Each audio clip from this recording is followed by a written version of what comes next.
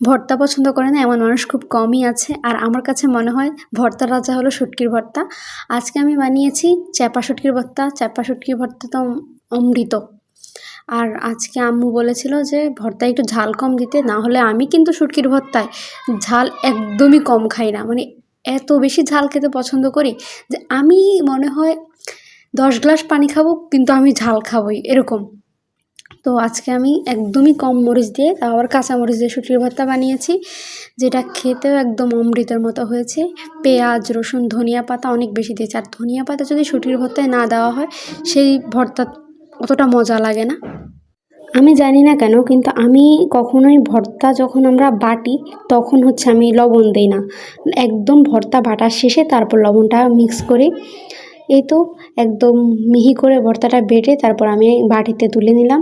আর ভর্তা বানিয়েছি আর পাটা মেখে ভাত খাবো না, এটা তো মানে হতেই পারে না। এই পাটা মেখে ভাত খাওয়াটা যে কী অমৃত লাগে সেটা যারা পাটা মেখে ভাতটা খায় তারাই জানে। মানে একদম হেভেন। আর এই তো আমার ভর্তার ফাইনাল লুক। সবাই আমার পেজটা ফলো করে দেবেন যদি ভিডিওটা ভালো লাগে। আর কে কে এই রোজাতে ভর্তা খেয়েছেন জানাবেন।